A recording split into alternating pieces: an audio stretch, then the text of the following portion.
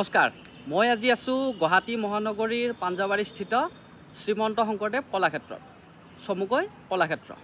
আৰু কলাক্ষেত্ৰ হৈছে এক সাংস্কৃতিক ভৱন। বলক ইয়াৰ ভিতৰত কি আছে দেখুৱা, ভিডিঅ'টো অলপ আগৰ পৰা আৰম্ভ কৰোঁ।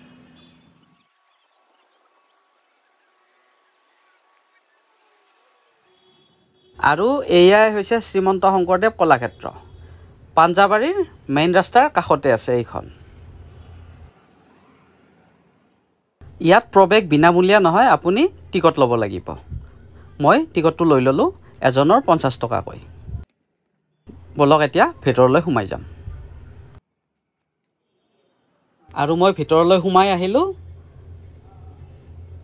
সোমাই আহিয়ে দেখা পালোঁ ৰাস্তাটোৰ দুয়ো কাষে অজস্ৰ ধুনীয়া ধুনীয়া ফুল ফুলি আছে। আজি প্ৰচণ্ড ৰ'দ দিয়াৰ বাবে গৰমো কিন্তু সাংঘাতিক হৈছে।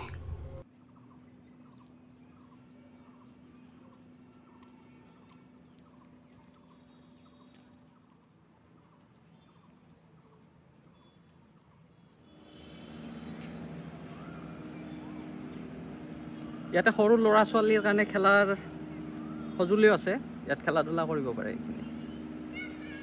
এতিয়া বন্ধ আছে। বাহিৰত বহুত গৰম আছে যদিও ইয়াত কিন্তু ভিতৰত বেছি গৰম অনুভৱ কৰা নাই, কাৰণ বহুত গছ আছে নাই ইয়াতে, ভাল লাগিছে।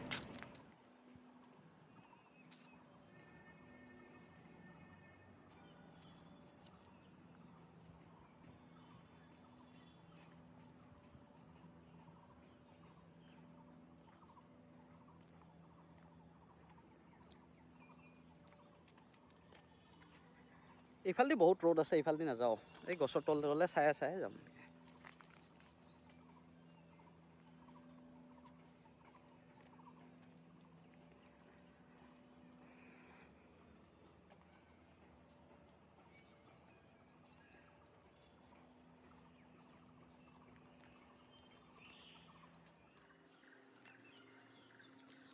এনে নৰ্মেলি এই পুখুৰীটোত কিন্তু পানী থাকে আৰু মাছ ঠাচো বহুত আছিলে আগতে, আৰু হয়তো পুখুৰীটো চাফা কৰিছে, সেইকাৰণে পানী ইয়াতে নাই।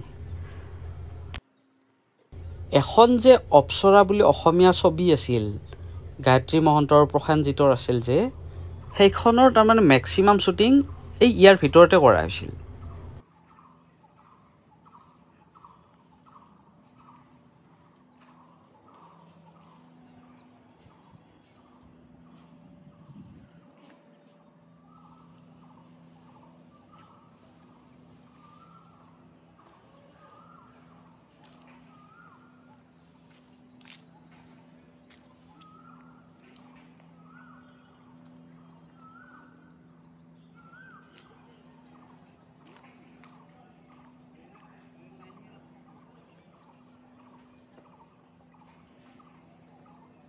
আৰু ইয়াৰ ভিতৰতে বিভিন্ন ধৰণৰ ফুল আছে, আৰু মানে চব ফুলবিলাক ফুলি আছে এতিয়া।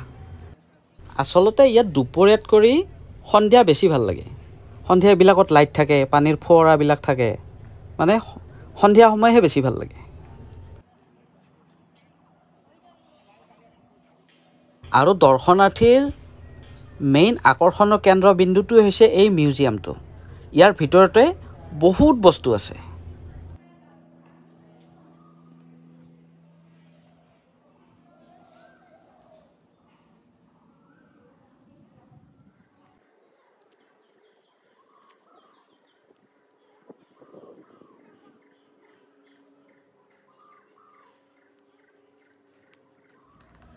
ইয়াত আহি এটা কথা মনত পৰিছে, আগতে গৰমৰ বন্ধ হওক বা এনুৱেল এক্সামৰ পিছত যেতিয়া ছুটি হয় স্কুল, তেতিয়া আমাক চিৰিয়াখানা বা শ্ৰীমন্ত শংকৰদেৱ কলাক্ষেত্ৰত আনিব তাৰমানে, আৰু এতিয়াও আহে অৱশ্যে। আৰু শ্ৰীমন্ত শংকৰদেৱ কলাক্ষেত্ৰত চাব লগা বহুত বস্তু আছে, যিহেতু আমাৰ অসমীয়া জাতিৰ যিখিনি সংস্কৃতিৰ প্ৰতীক সকলোখিনি ইয়াত আছে, সকলোখিনি সংগৃহীত হৈ আছে। ইয়াত চাব লগা বস্তু বহুত আছে, গতিকে ইয়াত আহিবই আপোনালোকে। আৰু আচলতে এইখন এখন ষ্টেজ, ইয়াতে নাটক চাটক হয়। মই সঁচাকৈ প্ৰথমবাৰ দেখি মই সঁচাই মানুহ বহি থকা যেন পাইছিলোঁ ইয়াতে, কিন্তু আচলতে এইটো দুটা মূৰ্তিহে ইয়াতে। চাওকচোন কি ধুনীয়া লাগিছে।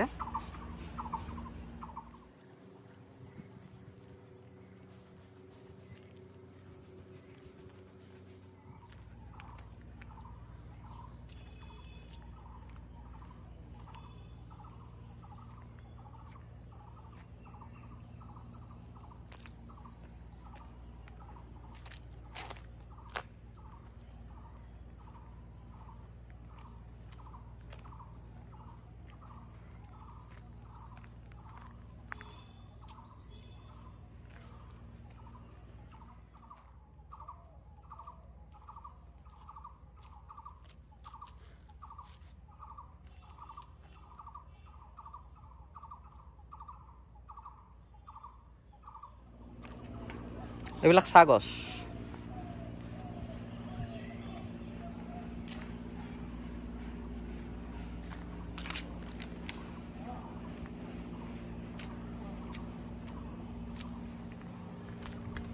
এয়া চাংঘৰ।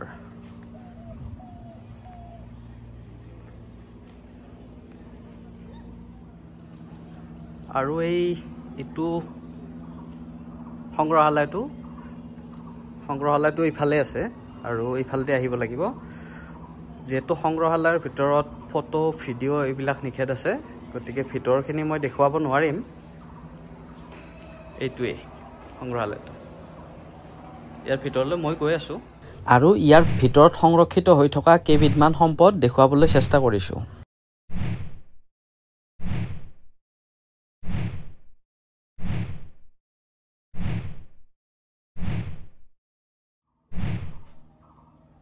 আৰু বহুত কিবা কিবি আছে, গোটেইখিনি দেখুৱাটো সম্ভৱ নহ'ল।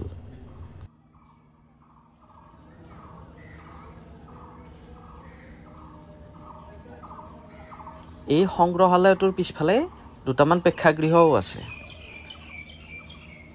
আৰু এইফালে আছে ডক্টৰ ভূপেন হাজৰিকাৰ সংগ্ৰহালয়টো, ইয়াতে আছে এইখিনি। এইটো সংগ্ৰহালয়ৰ ভিতৰতে আছে ডক্টৰ ভূপেন হাজৰিকাই ব্যৱহাৰ কৰা বহুত কেইবিধ সম্পদ। এই সংগ্ৰহালয়ৰ ভিতৰতো ফটো ভিডিঅ' কৰিব নিদিয়ে। আৰু এয়া হৈছে ভূপেন হাজৰিকাৰ শ্বহীদৰ সৈতে তেখেতৰ ফটো।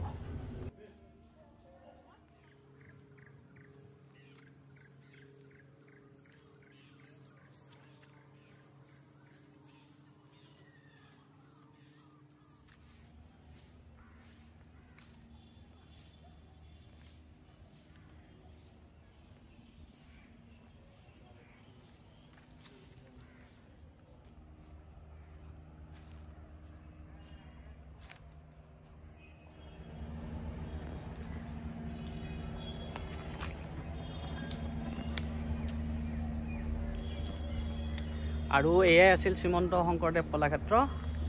ভিডিঅ'টো শেষ হ'লে চোৱাৰ বাবে ধন্যবাদ। লগ পাম নেক্সট ভিডিঅ'ত। Bye bye.